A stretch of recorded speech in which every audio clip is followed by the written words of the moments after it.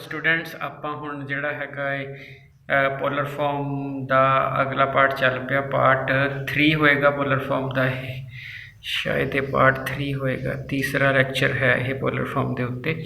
सो polar form नूं थोड़ा जिहा ध्यान नाल सुनना। लास्ट विच मैं तुहानूं ये शॉर्टकट लिखा दांगा। शॉर्टकट अगर तुहानूं क्लास विच कहा जाता बेशक शॉर्टकट यूज़ कर लिओ, बट सीखना ट्रेडिशनल फॉर्म के विच ही है। So z is equal to 2√3 minus 2 इयोटा।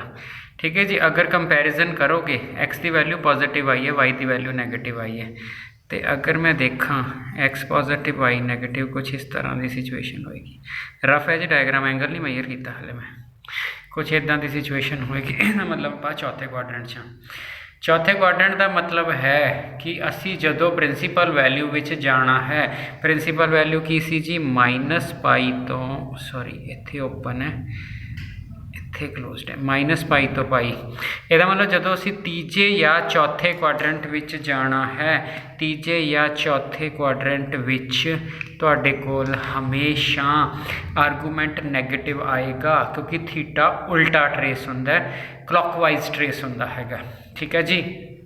सो आप क्वेश्चन चक्या, क्वेश्चन नूं पहला लिख लिया 2√3 minus 2 iota is equal to r cos theta plus iota r sin theta. ठीक है जी। सो मैं लिख के तां दस रहा भी तुहानूं बिल्कुल पता लग जाए। सो 2√3 ठीक है जी, तो जिहड़ा हैगा तुहाडे कोल साइन थीटा कितना आ गया r sin थीटा, ये आ गया तुहाडे कोल -2। स्केयरिंग एंड एडिंग सीधा r स्केयर लिखदा।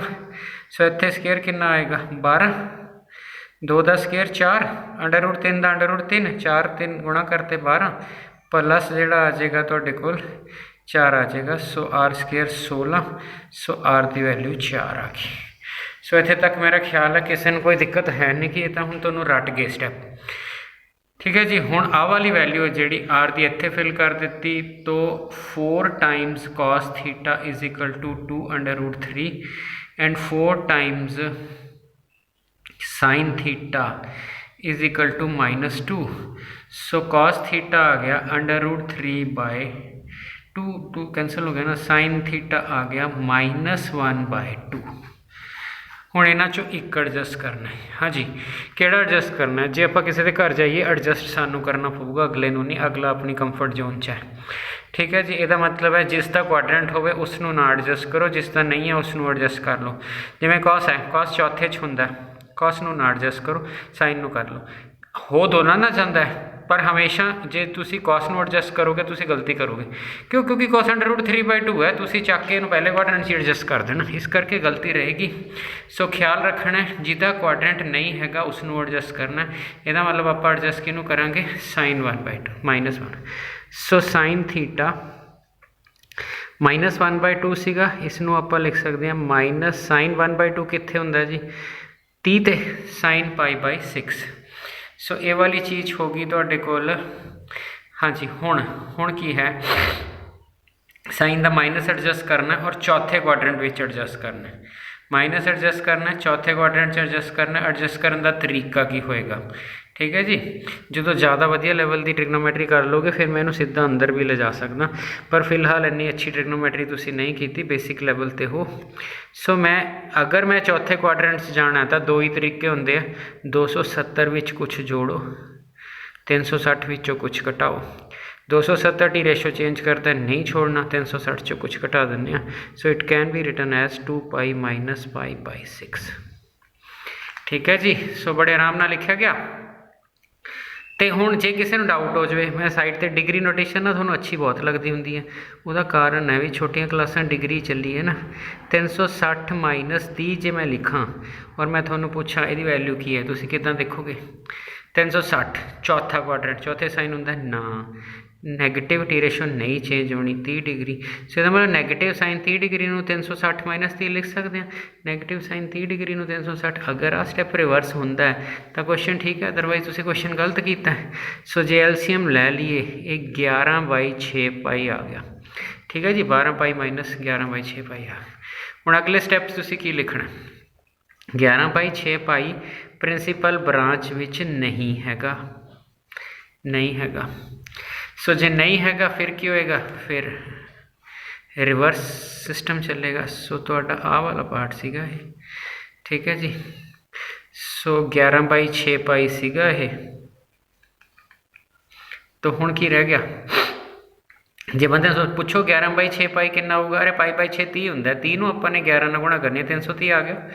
हुण इहदा मतलब आंसर आर्गूमेंट की होना चाहिए, therefore argument Z is equal to negative Y उल्टा ट्रेस करना है, कितना ट्रेस करना है, जिन्ना ऑलरेडी हो गया उस तो बचा होया, बचा कितना है, टोटल होंदा 2 पाई, ऑलरेडी ट्रेस कितना है 11/6 पाई। सो बच कितना गया -π/6। सो तुहाडा आंसर आ गया जी -π/6। सो अगर इदा क्वेश्चन तुसी कर ले मतलब फिर तो छा जाओगे। सो अपना जिहड़ा हैगा लिखण दा तरीका की होएगा, अपना r cos theta plus iota sin theta लिखीदा सी, cos theta plus iota sin π/6। सो ये तुहाडा जिहड़ा हैगा ये आंसर आ गया, Z इज इक्वल टू ये तुहाडा आंसर आ गया, ठीक है जी। सो जिहड़ा हैगा तुहाडे कोल ये क्वेश्चन तुहाडे कोल हो गया, ठीक है जी। हुण मैं अगले क्वेश्चन ते चलदा वां, ते मैं थोड़ा उन्होंने शॉर्टकट से चलना, शॉर्टकट मीनस मैं स्टैप छड्डण लग्या, बहुते नहीं करूँगा। सो 1 - एटा ये की हुंदा r cos theta plus iota r sin theta, ठीक है जी। अगर तुसी r निकालोगे क्या होएगा, इसके r cos थीटा क्या आएगा, r cos theta 1, r sin theta -1, squaring and adding करोगे आंसर क्या आ जाएगा 2। इन्ने सियाणे हुण तुसी हो गए कि सीधा मैं लिख सकदा। सो cos थीटे की वैल्यू आ गई 1/√2, sin थीटे की वैल्यू आ गई -1/√2। क्वाड्रेंट केड़ा पूरा ही देख लो, x 1 है y -1 है। सो x पॉजिटिव y नेगेटिव कितना ड्रा होंदा है, x पॉजिटिव y नेगेटिव इस तरह ड्रा होएगा, है ना। सो फिर क्या आएगा, एवं ही आएगा। सो चौथा क्वाड्रेंट है जी, फोर्थ क्वाड्रेंट है। सो फोर्थ क्वाड्रेंट विच किनू एडजस्ट करना पऊगा, साइन करना पऊ, कॉस का तो अपना घर है, sine theta is equal to -sin π/4, ठीक है जी। सो -sin π/4 आ गया। इनू अगर चौथे च एडजस्ट करना है, तुहाडे चों जे किसी नू ये नहीं समझ आ रहा क्वाड्रेंट किवें चल रहे ने, प्लीज़ जिहड़े फिजिक्स के टूल्स बनाए ने मैं वो सारे देख लो, 4 लैक्चर सिर्फ क्वाड्रेंट सिस्टम ते ही ने। और इन फ्यूचर डेरिवेटिव इंटीग्रेशन जो तुहानू फिजिक्स लई चाहिदा, ईवन फिजिक्स के नमैरिकल्स, ईवन फिजिक्स के नमैरिकल्स, थोड़े मुश्किल डेरिवेशनस सारे मैं उहदे विच जिहड़े है ये एडजस्ट कर दूंगा। एडजस्ट तुहाडे कोल जिहड़े है तुसी फिजिक्स टूल ध्यान खास करके जिहड़ा नॉन मैडिकल वाला बच्चा उन्होंने उस पार्ट विच फिजिक्स टूल वाले पार्ट विच बहुत कुछ मिलण वाला है। मैडिकल वालों तो सिर्फ टूल्स मिलणगे, फिजिक्स वाले नूं एक्सप्रैशनस ग्राफ्स वो सारा कुछ तुहाडे कोल, ठीक है, वो फिजिक्स विच मिलेगा, ठीक है जी। सो जिहड़ा है तुहाडे कोल ये लिखा गया जी तुहाडे कोल -sin π/4, तो फिर चौथे च एडजस्ट करने लिए या 270 च जोड़ो या 360 चो घटाओ, 270 टी रेशो चेंज करदा ना करो। यदा मतलब है आपां इत्थों घटा लैने जी, ठीक है। सो इत्थों की घटाया जाएगा तुहाडे कोल, ठीक है, π/4 ही घटाया जाएगा, ठीक है जी। सो अगर आ वाली चीज़ तुहाडे कोल अगे भेजनी है, ठीक है। सो आ वाली चीज़ होगी तुहाडे कोल। सो हुण आपां ने क्या करना है तुहाडे कोल, इनू वापस मोड़िया जा सकता है, यस। 360 - π -sin π/4, यदा मतलब तुहाडा जिहड़ा आंसर आ गया sin 7 π/4। क्या ये 7 π/4 तुहाडा आंसर हो सकता है, ना जी, क्यों नहीं हो सकता। अरे 7 π/4 है जिहड़ा ये किहड़े प्रिंसीपल ब्रांच विच आंदा है, किते भी नहीं आता, ठीक है जी। सो इत्थे नहीं आता, फिर की करना पएगा, फिर रिवर्स ट्रेस करना पएगा। सो देयरफॉर आर्गूमेंट Z की होएगा, रिवर्स का साइन नेगेटिव, बचा होया कौन बचा, सीधा कितना चल के सी 7 π/4, तो बचा कितना 2π - 7 π/4। सो ये -π/4 आंसर आ गया। सो मेरा ख्याल है जी तुसी ये सारा रिवर्स नोटेशन सारा कुछ समझ के होएगी। लास्ट विच मैं तुहानूं शॉर्टकट करवा देना है, कोई दिक्कत नहीं गी। कंपीटेटिवली शॉर्टकट चाहिए होंगे, शॉर्टकट करावांगे, पर हजे तो सिर्फ 11 होए हैं, शुरू च हाँ। जे शुरू च आप शॉर्टकट मारन लग जाइए तो ट्रेडिशनली ना आए तो बेस कमज़ोर रह जाता। ठीक है जी। सो जो अगला क्वेश्चन है जी, अगला क्वेश्चन 100% श्योर है, ये हर स्कूल दे विच आंदा है। जिस भी टीचर ने मुश्किल क्वेश्चन पाना है उस बंदे ने आ क्वेश्चन पाना है। ठीक है।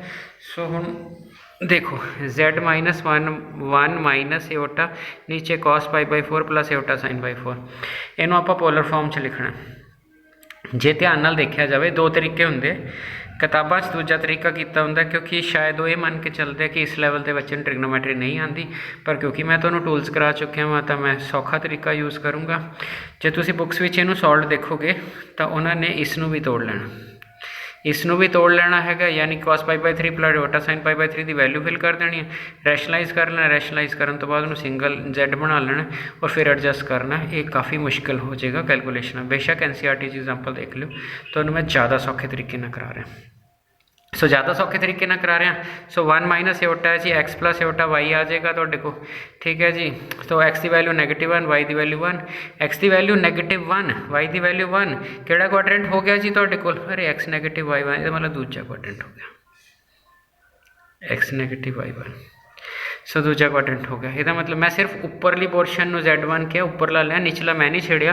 क्यों नहीं छेड़िया? निचला तो ऑलरेडी पोलर फॉर्म है, जी चीज़ ऑलरेडी पोलर फॉर्म में है उसनों क्यों छेड़ना। ठीक है जी।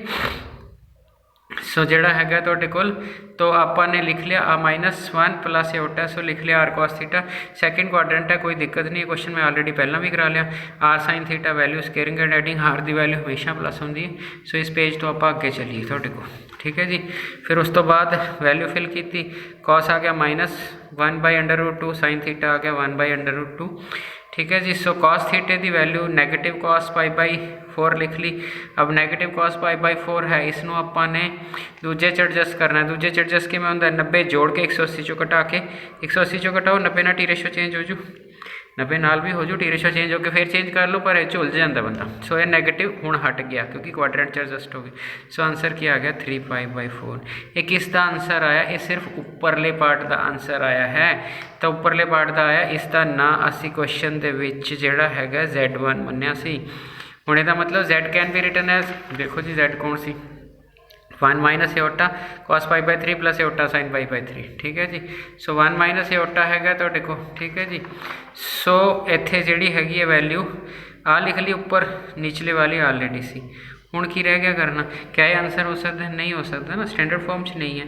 जो कोई चीज़ स्टैंडर्ड फॉर्म च ना हो की करीदा, हेठले नूं रैशनलाइज करके हटा देईदा। सो आप हेठले नूं रैशनलाइज करके हटाण लगे। सो हेठले दे कोरस्पोंडिंग साइन चेंज करके उत्ते नीचे गुणा कर ली जी। ठीक है।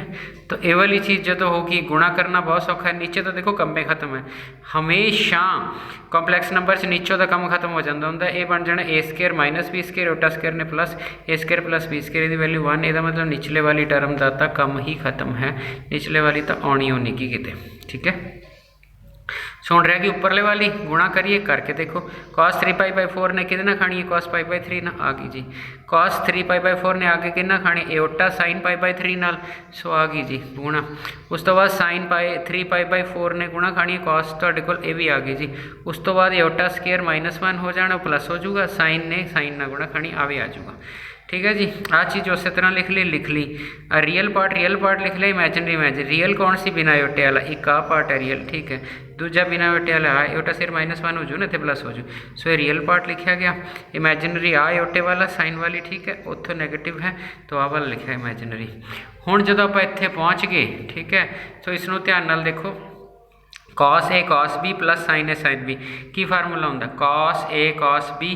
ठीक है जी। सो ये बनया पता की है, cos A cos B plus sine A sine B.